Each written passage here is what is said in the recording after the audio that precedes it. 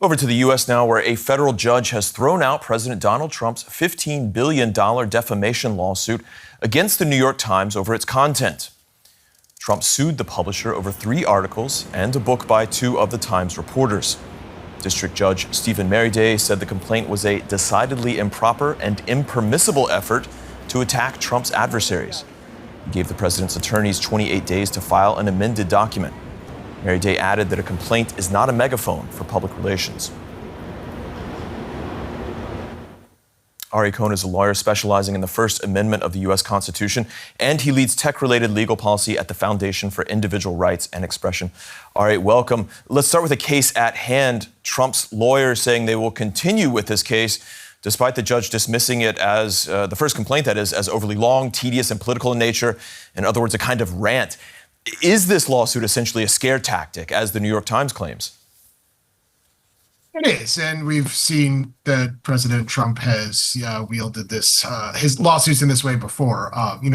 Down to suing a pollster for publishing a poll that he didn't like under consumer protection rationales. The process is the punishment. The goal isn't to win here. It's to subject people who criticize him to unending, expensive, time-consuming, and stressful litigation. And the judge did toss it out, but when you have a lawsuit tossed out as being an improper complaint in this manner, you usually have a chance to amend it. So the judge gave them a page limit so that they don't do this press release by complaint before. And the judge is right. We see this tactic consistently, particularly in this politicized age. We see long, laborious complaints that read much more like this general internet gripe than it does an actual lawsuit.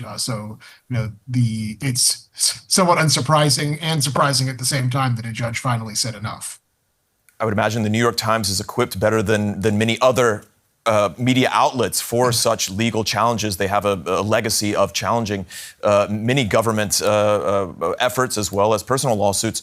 What about other organizations? Can they not afford this kind of intimidation? Or to fight it, I should say. Well, it depends. We just saw the Federal Communications Commission threatened ABC, their affiliate stations, to pull their broadcast licenses to get Jimmy Kimmel off the air, and ABC folded within just a very short period of time, within hours.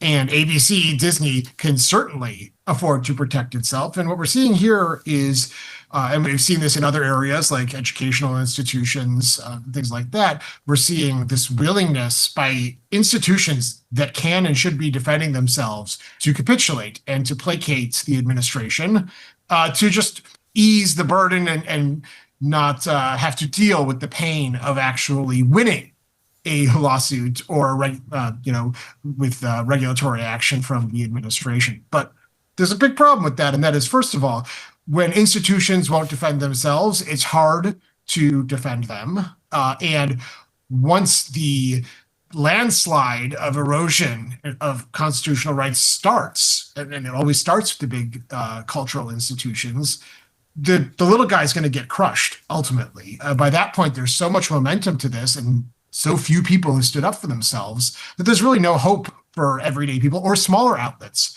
or independent journalists and content creators who certainly can't afford to mount a defense of this type. Just to be clear, why wouldn't an ABC fight against a potential FCC lawsuit? Why wouldn't some of these bigger companies fight against them?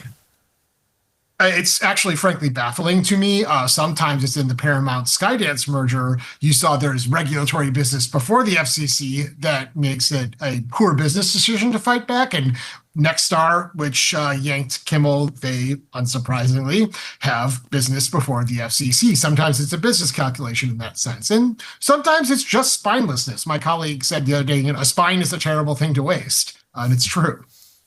If the courts are frequently the last hope for media under this administration, how sturdy are they? Are they going to support the First Amendment as Americans have traditionally known it?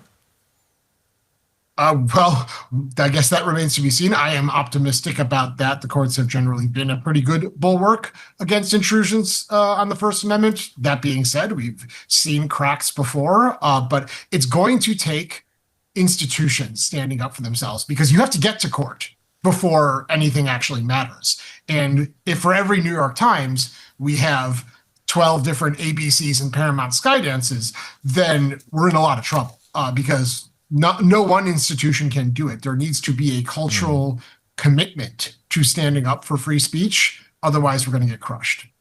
All right, that's Ari Cohen from the Foundation for Individual Rights and Expression. Ari, thanks so much. Thanks for having me.